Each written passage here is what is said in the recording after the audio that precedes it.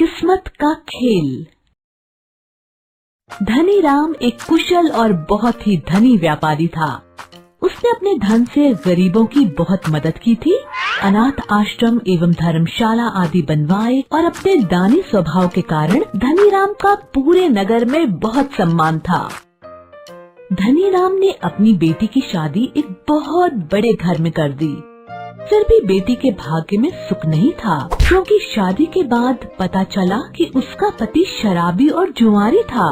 बेटी को उपहार में दिया सारा धन उसके पति ने जुए में समाप्त कर दिया और अब उसकी बेटी बहुत ही गरीबी की जिंदगी जी रही थी।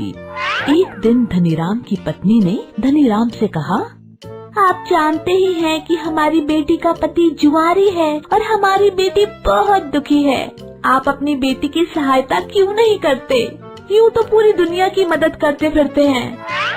धनीराम ने कहा, भाग्यवान, जब तक बेटी दामाद का भाग्य उदय नहीं होगा तब तक मैं उनकी कितनी भी सहायता कर लूं, उससे कोई फायदा नहीं होगा।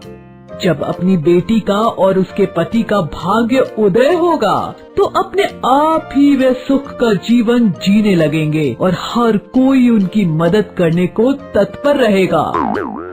लेकिन माँ का दिल तो माँ का दिल ठहरा। अगर बेटी को कोई परेशानी हो तो माँ आराम से कैसे रह सकती है। इसलिए वे बस यही सोचती रहती कि कैसे वे अपनी बेटी की मदद करे। एक दिन धनीराम किसी काम से नगर से बाहर चले गए और इसी का फायदा उठाकर धनीराम की पत्नी ने अपनी बेटी और दामाद को भोजन का न्योता भेज दिया। शाम होते होते बेटी और दामाद धनीराम के घर भोजन को आ गए।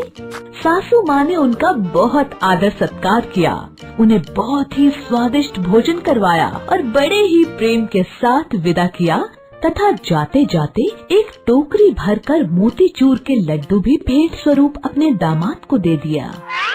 धनीराम की पत्नी ने उस लड्डू के बीच में सोने के सिक्के छिपा कर रख दिए थे, जिससे बेटी की मदद भी हो जाएगी और दामाद जी को इसका पता भी नहीं चलेगा। बेटी और दामाद जी विदा लेकर चल देते हैं। रास्ते में दामाद अपनी पत्नी को सुनाकर कहता है, कहने को तो तुम्हारे पिता इस नगर के धनवान व्यापारी हैं और विदाई में क्या दिया? केवल मोतीचूर के लड्डू। कौन इतना वजन उठाएगा? ले जाकर इन लड्डुओं को किसी मिठाई वाले को बेच देता हूँ, मेरा कुछ वजन तो कम हो ही जाएगा। ये बात कहकर दामाद ने लड्डुओं की टोकरी एक मिठाई वाले को बेच दी और बदले में कुछ रुपए ले लिए। शाम के समय धनीराम अपने घर को लौट रहा था। रास्ते में वही मिठाई की दुकान दिखी जिसपे उसके दामाद ने मोतीचूर के लड्डुओं को बेच दिया था।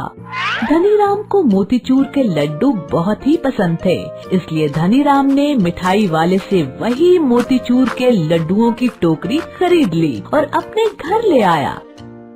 धनीराम की पत्नी ने जब देखा कि लड्डुओं की टोकरी सेठ जी लेकर आ रहे हैं तो उन्होंने पूछा, ये क्या लेकर आए हैं? धनीराम ने कहा, तुम्हारे लिए मोतीचूर के लड्डू लाया हूँ, एक मिठाई की दुकान पर दिखे तो ले आया। सेठानी ने लड्डुओं की टोकरी पहचान ली और लड्डू फोड़कर देखा तो उसमें वही सोने के सिक्के निकले जो उसने डाले थे। सेठानी ने ये देख अपना सर पीटा और धनीराम को सारी बात बताई। धनीराम ने अपनी पत्नी को समझाया, जब तक भगवान किसी के भाग्य को नहीं जगाता तब तक उसका भाग्य नहीं जागता। फिर चाहे कोई भी कितना ही प्रयास क्यों न कर ले।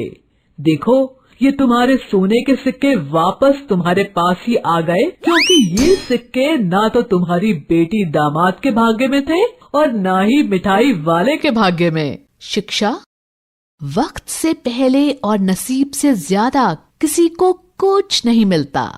बच्चों, उम्मीद है आपको हमारी ये कहानी पसंद आई।